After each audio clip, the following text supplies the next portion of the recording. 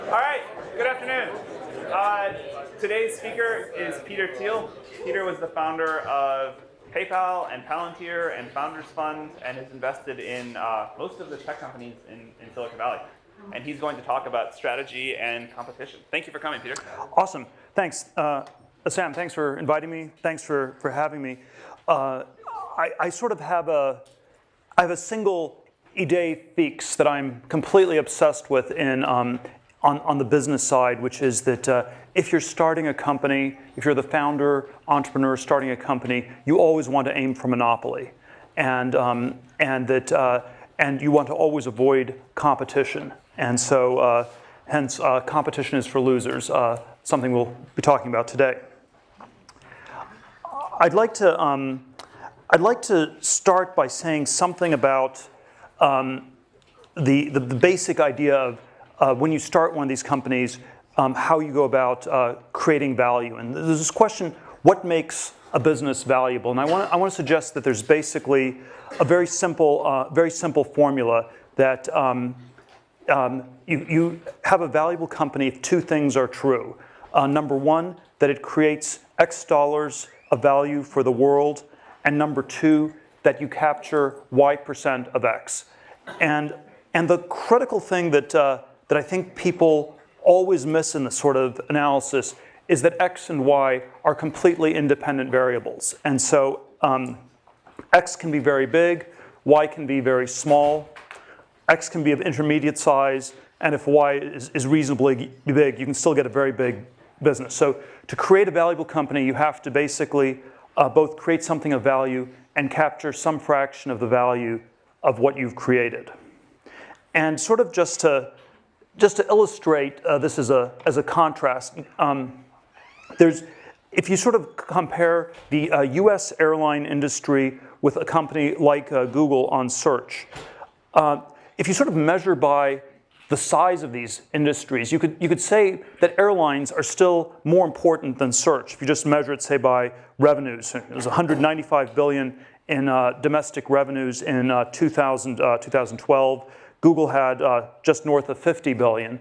And certainly, sort of on some intuitive level, if you were given a choice and said, well, do you want to get rid of all air travel, or do you want to get rid of your ability to use search engines?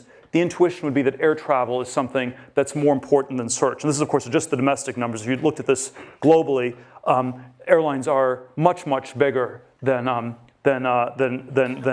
search or than Google is. But the profit margins are quite a bit less. They were marginally profitable in 2012.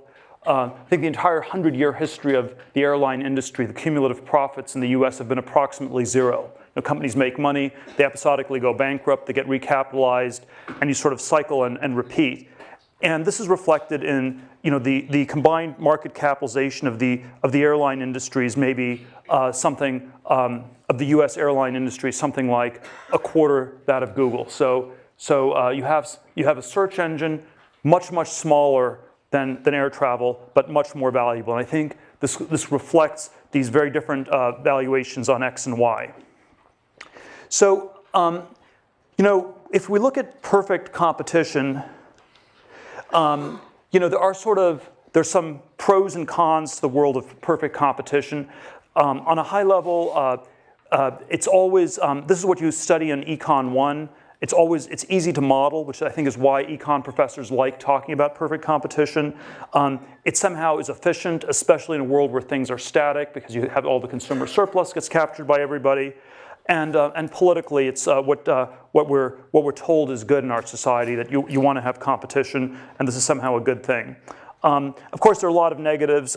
It's generally not that good if you're involved in anything that's hyper competitive, because you often don't make money. I'll come back to this a little bit later. So I think at one end of the spectrum, you have industries that are perfectly competitive, and at the other end of the spectrum, you have things that I would say are monopolies, and they're much stable, longer-term businesses. You have more capital, and if you get a creative monopoly for inventing something new, I think it's symptomatic of having created something really valuable.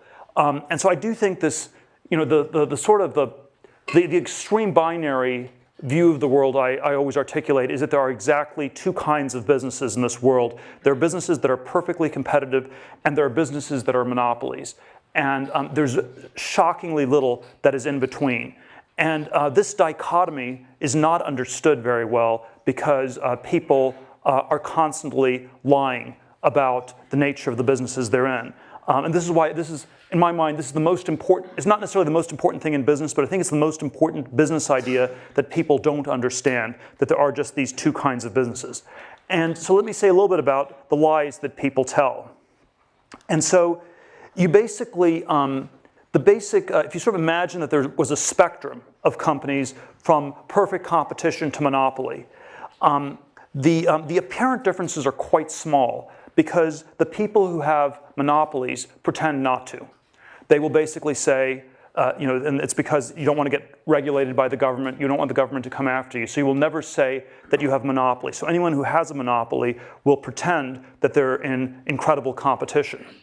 And on the other end of the spectrum, if you are incredibly competitive, and if you're in some sort of business where you will never make any money, you will be tempted to tell a lie that goes in the other direction, where you will say that you're doing something unique that is somehow less competitive than it looks, because you will want to differentiate, you want to try to attract capital or something like that. So if the monopolists pretend not to have monopolies, the non-monopolists pretend to have monopolies, the apparent difference is very small, whereas the real difference, I would submit, is actually quite big. And so there's this distortion that happens because of the lies people tell about their businesses, and the lies are sort of in these opposite directions. Let me drill a little bit down further on the way these lies work.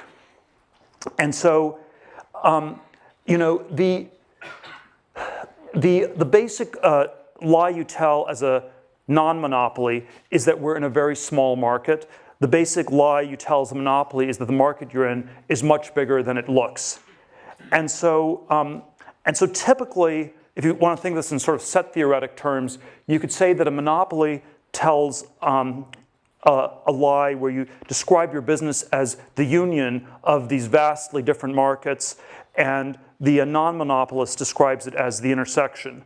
So that, in effect, if you're a non-monopolist, you will rhetorically describe your market as super small. You're the only person in that market. If you have a monopoly, you will describe it as super big, and there's lots of competition in it. So some examples of how this works in practice. So I always use restaurants as the example of a terrible business. And this is always, sort of my idea is that, capitalism and competition are antonyms. Capital is someone who accumulates capital. A world of perfect competition is a world where all the capital gets competed away. So you're opening a restaurant business. No one wants to invest because you just lose money. So you have to tell some idiosyncratic narrative, and you will say something like, well, we're the only British food restaurant in Palo Alto. So it's British, Palo Alto, and of course that's too small a market because people may be able to drive all the way to Mountain View or even Menlo Park. And there probably are no people who eat nothing but British food, at least no people who are still alive. And so that is, that's a sort of a fictitiously narrow market. There's sort of a Hollywood version of this where the way movies always get pitched is, okay, it's like a college football star, joins an elite group of hackers to catch the shark that killed his friend. Sorry. And so now that is a movie that has not yet been made. But the question is that the right category, or is the correct category, it's just another movie? In which case, there are lots of those. It's super competitive, incredibly hard to make money. No one ever makes money in Hollywood doing movies. It's really, really hard. And so you always have this question about, does the intersection, is it real? Does it make sense? Does it have value that one should ask? And of course, there are startup versions of this where the sort of the really bad versions, you just take a whole series of buzzwords, sharing mobile, social apps, you combine them, and you have some kind of narrative. And whether or not that's a real business or not it's generally a bad sign. So it's almost this pattern recognition when you have this rhetoric of this sort of intersections, it generally does not work. The something of somewhere is really mostly just the nothing of nowhere. And it's like the Stanford of North Dakota. One of a kind, but it's not Stanford. So let's look at the opposite. The opposite lie is if you are, let's say, the search company that's down the street from here and has about a happy 66% market share, and is completely dominant in the search market. Google has not almost never describes itself as a search engine these days, and instead it describes itself in all these different ways. So it sometimes says it's an advertising company. So if it was search, you'd say, wow, it has this huge market share that's really, really crazy. It's like an incredible monopoly. It's much bigger than, a much more robust monopoly than Microsoft ever had in the 90s. Maybe that's why it's making so much money. But if you say it's an advertising market, you could say, well, there's search advertising is 17 billion, and that's part of online advertising, which is much bigger, and then all US advertising is bigger. And then by the time you get to global advertising, that's close to 500 billion. And so you're talking about 3.5%. So a tiny part of this much larger market. Or if you don't want to be an advertising company, you can always say that you're a technology company. And so, sorry, let me just see. And the technology market is something like a $1 trillion market. And the narrative that you tell as Google in the technology market is, well, we're competing with all the car companies with our self-driving cars. We're competing with Apple on TVs and iPhones.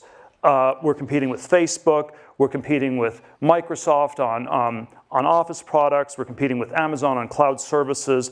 And so we are in this giant technology market where there's competition in every direction you look. And no, we're not the monopoly the government's looking for, and we should not get regulated in any way whatsoever. And so I think one has to always be super aware that there are these very powerful incentives to distort the nature of these markets one way or the other. So the evidence of narrow markets in the tech industry is if you basically just if you look at sort of some of the big tech companies, Apple, Google, Microsoft, Amazon, they've just been building up cash for year after year, and you have these incredibly high profit margins. And I would say that one of the reasons the tech industry in the U.S. has been so successful financially is because it's prone to creating all these monopoly-like businesses, and and it's reflected by the fact that these companies just accumulate so much cash they don't even know what to do with it beyond a certain point. And so let me say a few things about how to build a monopoly. And I think one of the sort of very counterintuitive ideas that comes out of this monopoly thread is that you want to go after small markets. If you're a startup, you want to get to monopoly. You're starting a new company, you want to get to monopoly. Monopoly is you have a large share of a market. How do you get to a large share of a market? You start with a really small market, and you take over that whole market, and then over time, you find ways to expand that market in concentric circles. And the thing that's always a big mistake is going after a giant market on day one, because that's typically evidence that you somehow haven't defined the categories correctly, and it normally means that there's going to be too much competition in one way or another. And so I think almost all the successful companies in Silicon Valley had some model of starting with small markets and expanding. And if you take Amazon, you start with just a bookstore. We have all the books in the world, so it's a better bookstore than anybody else has in the world when it starts in the 90s. It's online. There's things you can do you can't do before, and then you gradually expand into all sorts of different forms of e-commerce and other things beyond that. eBay. You start with Pez dispensers, you move on to Beanie Babies, and eventually it's all these different auctions for all these sorts of different goods. And what's very counterintuitive about many of these companies is they often start with markets that are so small that people don't think that they're valuable at all when you get started. The PayPal version of this was we started with power sellers on eBay, which was about 20,000 people. When we first saw this happening in December of '99, January 2000, right after we launched, there was a sense that these were all, it was such a small market, it was terrible, we thought these were terrible customers to have, it's just people selling junk on the internet, why in the world do we want to be going after this market? But there was a way to get a product that was much better for everybody in that market. You could, and we got to something like 25, 30% market penetration in 2 or 3 months, and you got some lock-in, you got brand recognition, and you're able to build the business from there. So I always think these very small markets are quite underrated. The Facebook version of this I always give is that the initial market at Facebook was 10,000 people at Harvard. It went from 0 to 60% market share in 10 days. That was a very auspicious start. The way this gets analyzed in business schools is always, that's ridiculous, it's such a small market, it can't have any value at all. And so I think the business school analysis of Facebook early on, or of PayPal early on, or of eBay early on, is that the markets were perhaps so small as to have almost no value. And they would have had little value had they stayed small, but it turned out there were ways to then grow them concentrically, and that's what made them so valuable. Now I think the opposite version of this is always where you have super big markets, and there's so many different things that went wrong with all the clean tech companies in the last decade, but one theme that ran through almost all of them was they all started with massive markets. And every clean tech PowerPoint presentation that one saw in the years 2005 to 2008, which was sort of the clean tech bubble in Silicon Valley, started with, we're in the energy market, we're in a market that's measured in hundreds of billions or trillions of dollars. And then once you're sort of a minnow in a vast ocean, that's not a good place to be. That means that you have tons of competitors and you don't even know who all the competitors are. And so you want to be a one-of-a-kind company where it's the only one in a small ecosystem. You don't want to be the 4th online pet food company. You don't want to be the 10th thin film solar panel company. You don't want to be the 100th restaurant in Palo Alto. Restaurant industry is a $1 trillion industry. So if you do a market size analysis, you conclude restaurants are a fantastic business to go into. And it's often large markets, large existing markets typically mean that you have tons of competition, very, very hard to differentiate. So the first very counterintuitive idea is to go after small markets, often markets that are so small people don't even notice them, they don't think that they make sense. That's where you get a foothold, and then if those markets are able to expand, you can scale into a big monopoly business. A second there's sort of several different characteristics of these monopoly businesses that I like to focus on, and there's probably no sort of single formula to it. And I always think that that in technology, there's always a sense that the history of technology is such that every moment happens only once. And so the next Mark Zuckerberg won't build a social network. The next Larry Page won't be building a search engine. The next Bill Gates won't be building an operating system. And if you're copying these people, you're not learning from them. But there is always these very unique businesses that are doing something that's not been done before end up having the potential to be a monopoly. If you're, the opening line in Anna Karenina is that all happy families are alike. All unhappy families are unhappy in their own special way. And the opposite is true in business, where I think all happy companies are different because they're doing something very unique. All unhappy companies are alike because they fail to escape the essential sameness that is competition. And so one sort of characteristic of a monopoly technology company is some sort of proprietary technology. My sort of crazy, somewhat arbitrary rule of thumb is you want to have a technology that's an order of magnitude better than the next best thing. So Amazon had over 10 times as many books. I mean, it's maybe not that high tech, but you figure out a way to sell 10 times as many books in an efficient online way. You know, PayPal, the alternative for PayPal was using checks to send money on eBay. It took 7 to 10 days to clear. PayPal could do it more than 10 times as fast. So you want to have some sort of very powerful improvement in some in some order, maybe an order of magnitude improvement on some key dimension.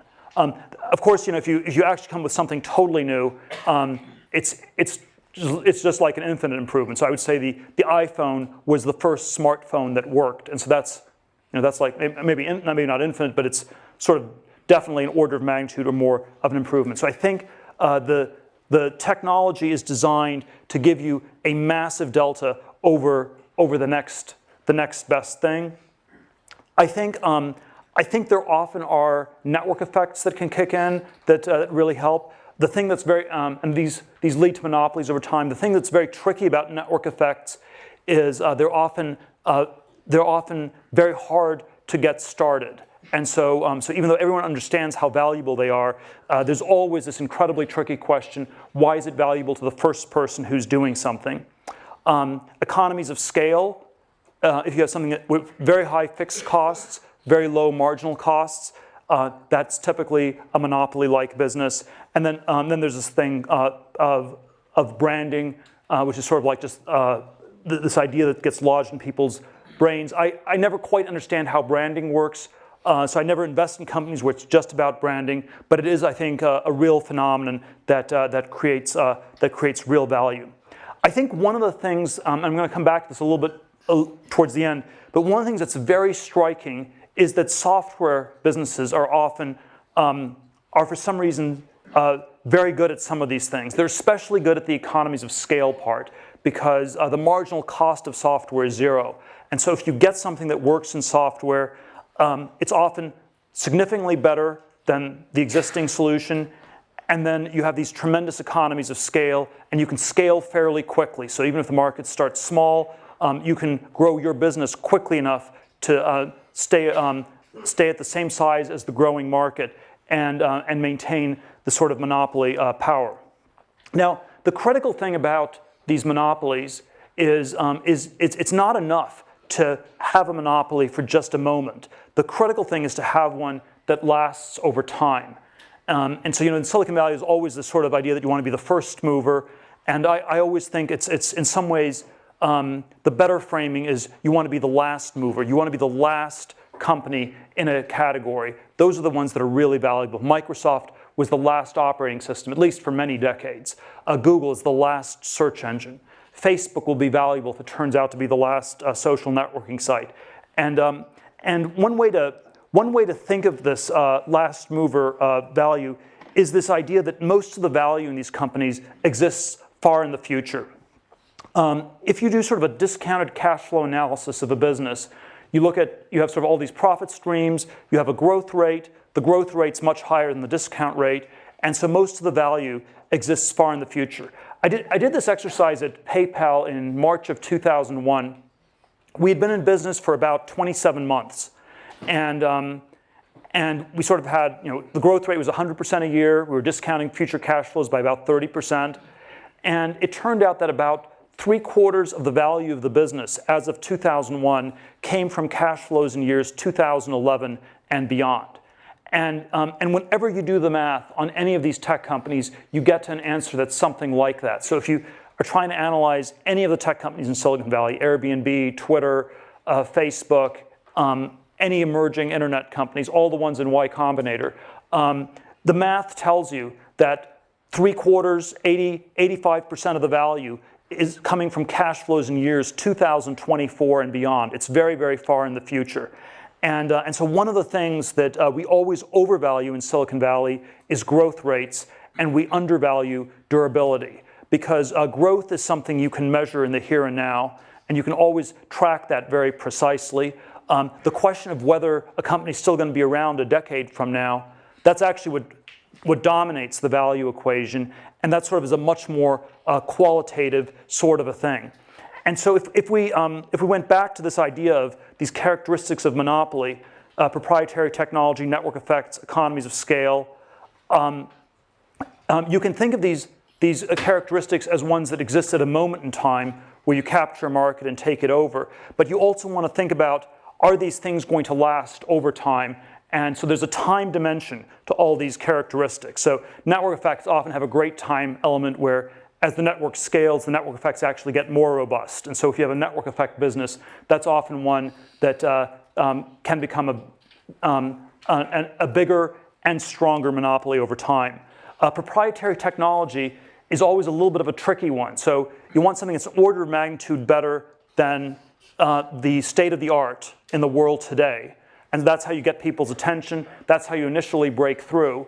But then you don't want to be superseded by somebody else. And so there are all these areas of innovation where there was tremendous innovation, but no one made any money. So disk drive manufacturing in the 1980s, you could build a better disk drive than anybody else. You could take over the whole world, and 2 years later, someone else would come along and replace yours. And in the course of 15 years, you got vastly improved disk drives, so it had great benefit to consumers, but it didn't actually help the people who started these companies.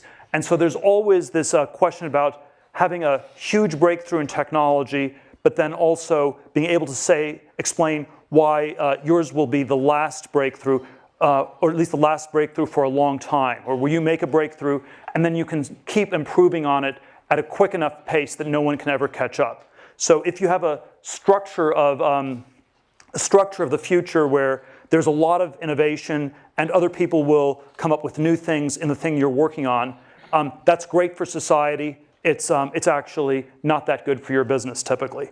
And then economies of scale, we already talked about. So I think this last mover thing is very critical. I'm always tempted, I don't want to overdo the chess analogies, but the first mover in chess is someone who plays white. White is about a 1/3 of a pawn advantage, so there's a small advantage to going first. You want to be the last mover who wins the game, and so there's always the Capablanca world champion, chess champion Capablanca line. You must begin by studying the end game, and I do think that's, well, I wouldn't say that's the only thing you should study.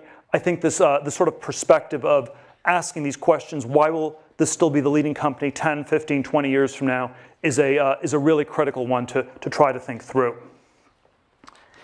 Let me sort of, I want to sort of go in two slightly other directions with this monopoly versus competition idea. And I think, I think this is the central idea in my mind for business, for starting business, for thinking about them. And there are some very interesting perspectives I think it gives on the whole, on the whole history of innovation in technology and science, because we've lived through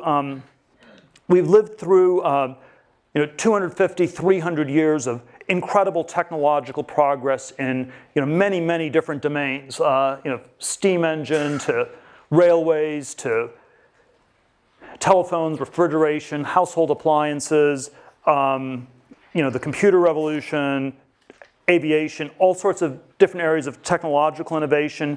And then there's sort of analogous thing that one can say about science, where we've lived through centuries of enormous amounts of innovation in science as well. And the thing that I think people always miss when they think about these things is that because X and Y are independent variables, some of these things can be extremely valuable innovations, but the people who invent them, who come up with them, do not get rewarded for this. And certainly, if you go back to you need to create X dollars in value, you capture Y% of X. I would suggest that the history of science has generally been one where Y is 0% across the board. The scientists never make any money. They're always deluded into thinking that they live in a just universe that will reward them for their work and for their inventions. And this is probably the fundamental delusion that scientists tend to suffer from in our society. And even in technology, there are sort of many different areas of technology where there were great innovations that created tremendous value for society, but people did not actually capture that much of the value. And so I think there is this sort of whole history of science and technology that can be told from the perspective of how much value was actually captured. And certainly there are entire sectors where people didn't capture anything. So you're the smartest physicist of the 20th century. You come up with special relativity. You come up with general relativity. You don't get to be a billionaire. You don't even get to be a millionaire. It just somehow doesn't work that way. The railroads, incredibly valuable. Most of them just went bankrupt because it was too much competition. Wright brothers, you fly the first plane, you don't make any money. And so I think there is sort of a structure to these industries that's very important. And I think the thing that's actually rare are the success cases. So it's actually, when you really think about the history in this 250-year sweep, it's unusual. Y is almost always 0%. It's always 0 in science. It's almost always in technology. And so it's very rare where people made money. You know, the late 18th, early 19th century, the first industrial revolution was the textile mills. You had the steam engine. You sort of automated things. And you had these relentless improvements that people improved efficiency of textile factories, of manufacturing generally, at a clip of 5 to 7% every year, year after year, decade after decade. You had 60, 70 years of tremendous improvement from 1780 to 1850. But even in 1850, most of the wealth in Britain was still held by the landed aristocracy. The workers didn't make that much. The capitalists didn't make that much either. It was all competed away. There were hundreds of people running textile factories. It was an industry that just the structure of the competition prevented people from making any money. And so I think in my mind, there probably are only two broad categories in the entire history of the last 250 years where people have actually come up with new things and made money doing so. One is these sort of vertically integrated complex monopolies, which people did build in the second industrial revolution at the end of the 19th and start of the 20th century. And so this was like Ford. It was the vertically integrated oil companies like Standard Oil. And what these vertically integrated monopolies typically required was this very complex coordination. You got a lot of pieces to fit together in just the right way. When you assembled it, you had a tremendous advantage. This is actually done surprisingly little today. And so I think this is sort of a business form that, when people can pull it off, is very valuable. It's typically fairly capital intensive. We live sort of in a culture where it's very hard to get people to buy into anything that's super complicated and takes very long to build.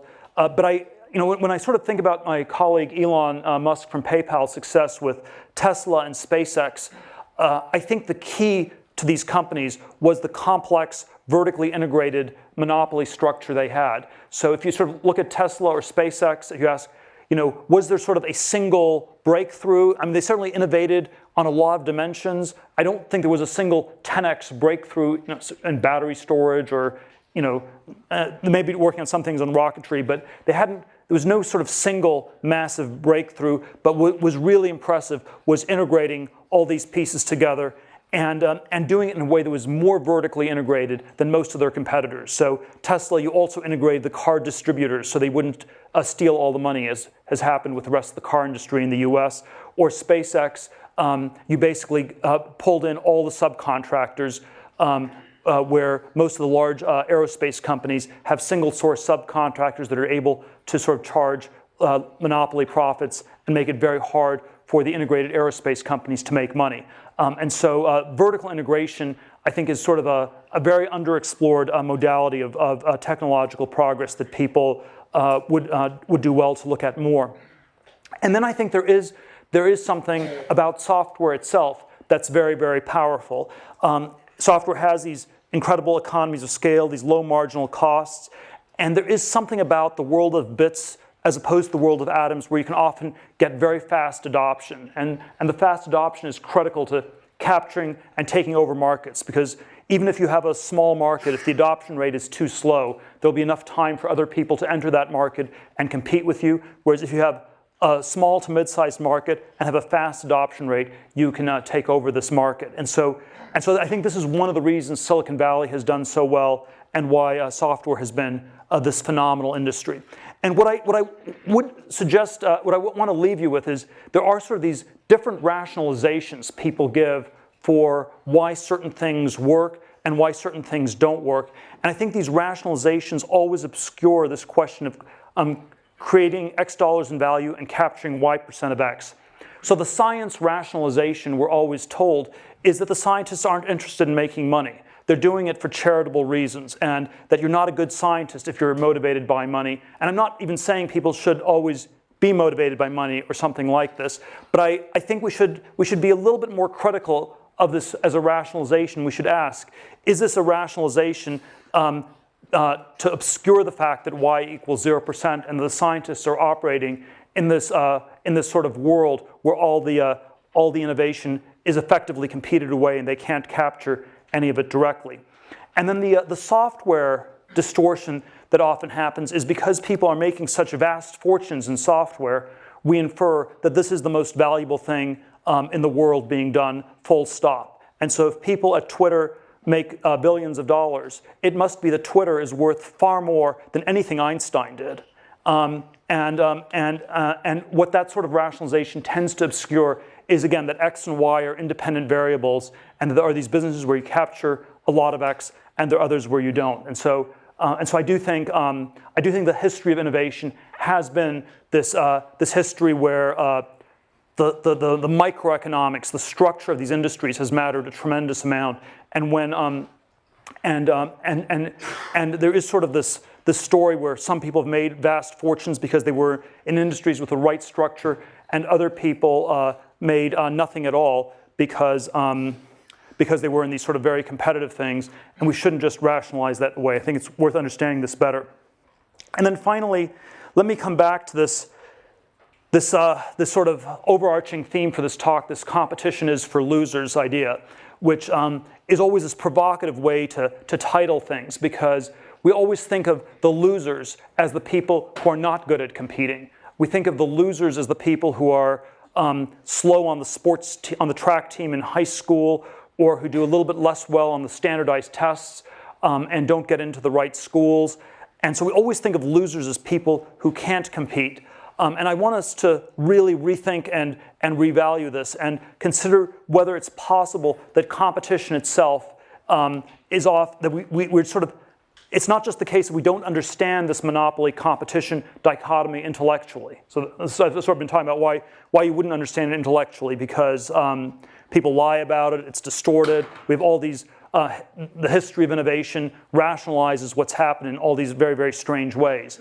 But I think it's more than just an intellectual blind spot. I think it's also a psychological blind spot where we find ourselves very, very attracted to competition in one form or another.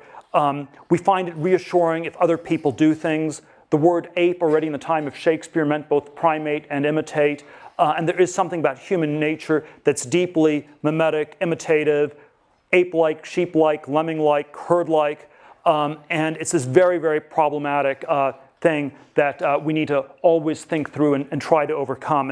And there is always this question about competition as a form of validation, where we go for things that lots of other people are going for. And it's not that there is wisdom in crowds. It's not when lots of people are trying to do something that's proof of it being valuable. I think it's when lots of people are trying to do something that is often proof of insanity. There are 20,000 people a year who move to Los Angeles to become movie stars. About 20 of them make it. I think the Olympics are a little bit better because you have you can sort of figure out pretty quickly whether you're good or not. So there's a little bit less of a dead weight loss to society. The sort of educational experience at a place, the pre-Stanford educational experience, there's always sort of a non-competitive characterization where I think most of the people in this room had machine guns. They were competing with people with bows and arrows. So it wasn't exactly a parallel competition when you were in junior high school and high school.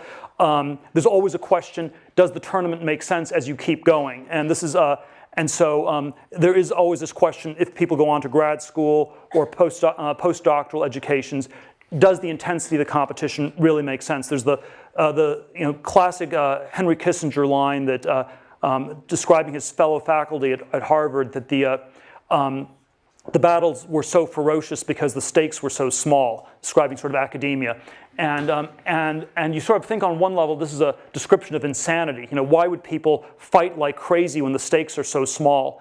But it's also, I think, simply a function of the logic of the situation. When it's really hard to differentiate yourself from other people, when the objective differences really are small, then you have to compete ferociously to maintain a difference of one sort or another that's often more imaginary than real. There's always sort of a personal version of this that I tell where I was sort of hyper tracked. My 8th grade junior high school yearbook, one of my friends wrote in, I know you'll get into Stanford in 4 years as a sophomore. I sort of went to Stanford 4 years later at the end of high school, went to Stanford Law School, ended up at a big law firm in New York where from the outside everybody wanted to get in, on the inside everybody wanted to leave.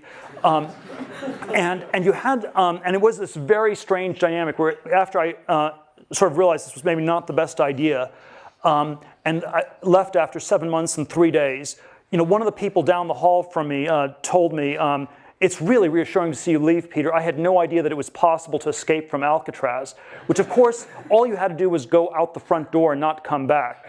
But so much of people's identities got wrapped up in winning these competitions that they somehow lost sight of what was important, what was valuable. Competition does make you better at whatever it is that you're competing on. Because when you're competing, you're comparing yourself with the people around you. You're figuring out, how do I beat the people next to me? How do I do somewhat better at whatever it is they're doing? And you will get better at that thing. I'm not questioning that. I'm not denying that. But it often comes at this tremendous price that you stop asking some bigger questions about what's truly important and truly valuable. And so I would say that don't always go through the tiny little door that everyone's trying to rush through.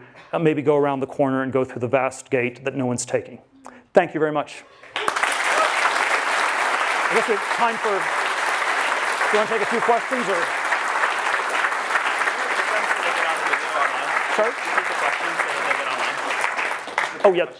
People want to take a few questions. We have a few minutes' time. Yeah, go ahead. Since, as you mentioned earlier, often monopolies and perfect competition often look similar because of the narratives people tell or the narratives we tell ourselves. Do you have any ways to easily determine the difference when you're looking at an idea or evaluating your own idea? Well, I'd say the question I always try to focus on is what is the actual market? So not what's the narrative of the market, because you can always tell a fictional story about a market that's much bigger or much smaller, but what is the real objective market? So it's always, you always try to figure it out, and you realize people have incentives to powerfully distort these things.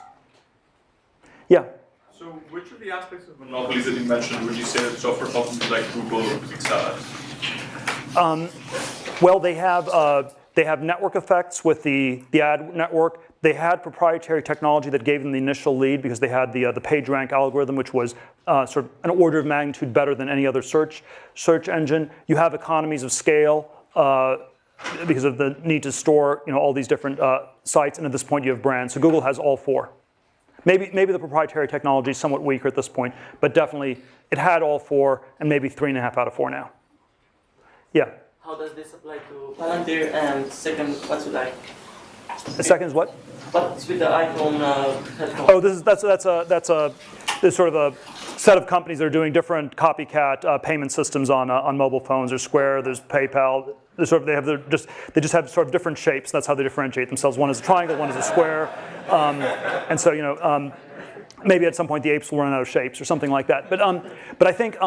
No, Palantir, we started with a focus on the intelligence community, which is small sub-market. You had a proprietary technology that used a very, very different approach, where it was focused on the human computer synthesis rather than the substitution, which I think is the dominant paradigm. So there's a whole set of things I would say on the market approach and the proprietary technology. Yes. We have design thinking methodology and lean startup thinking. which is used to mitigate risk by not creating things that people don't want. But how do young innovators have inspiration to create complex systems that last through time? Can you repeat the question? Yeah, so the question is, what I think about lean startups, iterative thinking where you get feedback from people versus complexity that may not work. So I am personally quite skeptical of all the lean startup methodology. I think the really great companies did something that was sort of somewhat more of a quantum improvement that really differentiated them from everybody else. They typically did not do massive, customer surveys. The people who ran these companies, sometimes not always, suffered from mild forms of Asperger's, so they were not actually that influenced, not that easily deterred by what other people thought or told them to do. So I do think we're way too focused on iteration as a modality and not enough on trying to have a virtual ESP link with the public and figuring it out ourselves.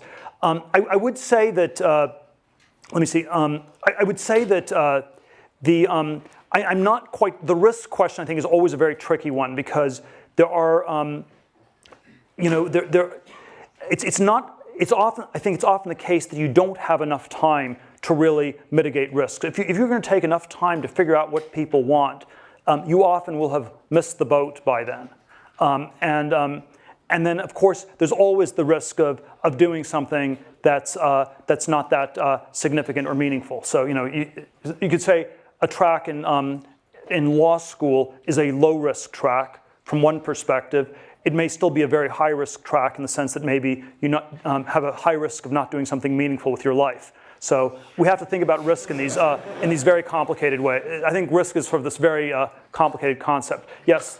So you talk about the last mover advantage, but then doesn't that imply that there's already competition to begin with on the chess piece, on the chessboard? Yeah, so there's always this terminology thing. So I would say that there are categories in which people sort of are bundled together.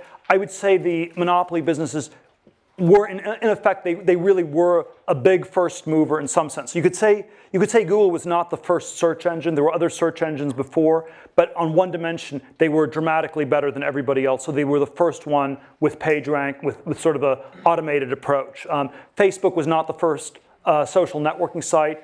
My friend Reid Hoffman started one in 1997. They called it SocialNet, so they already had the name social networking in the name of their company 7 years before Facebook. Their idea was that it was going to be this virtual cyberspace where I'd be a dog and you'd be a cat, and we'd have all these different rules about how we'd interact with each other in this virtual alternate reality. Facebook was the first one to get real identity. So I'd say, I hope Facebook will be the last social networking site. It was the first one in a very important dimension. People often would not think of it as the first because they'd sort of lump all these things together. How about one more question? Okay, one more question. Let's take one here. If you're theoretically someone who worked at Goldman Sachs out of college and left after 6 months and is now studying computer science at Stanford, how would you recommend rethinking sort of that competitive thing?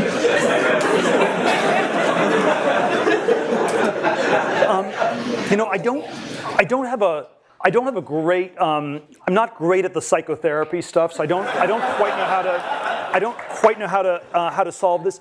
There are these there are these very odd studies they've done on people who go to business school. There's one they've done at Harvard Business School where it's sort of the anti-Asperger personality, where you have people who are super extroverted, generally have low convictions, few ideas, and you have sort of a hothouse environment. You put all these people in for 2 years. And at the end of it, they systematically end up, the largest cohort systematically ends up doing the wrong thing. They try to catch the last wave. In 1989, everyone at Harvard tried to work for Mike Milken. It was 1 or 2 years before he went to jail for all the junk bond stuff. They were never interested in Silicon Valley or tech except for 99, 2000 when they timed the dot-com bubble peaking perfectly. They did, and then 05 to 07 was housing, private equity, stuff like this. So I do think this tendency for us to see competition as validation is very deep. I don't think there's any sort of easy psychological formula to avoid it. So I don't quite know how to what sort of therapy to recommend. But my my first starting point, which is only like it's maybe 10% of the way, is to never underestimate how big a problem it is. We always think this is something that afflicts other people. So it's easy for me to point to people in business schools or people at Harvard or people on Wall Street. I think it actually does afflict all of us to a very profound degree. We always think of advertising as things that work on other people. Who are all these stupid people who fall for all those ads on TV? They obviously work to some extent, and they work to a disturbing extent on all of us, and it's something we all should work to overcome. Thank you very much.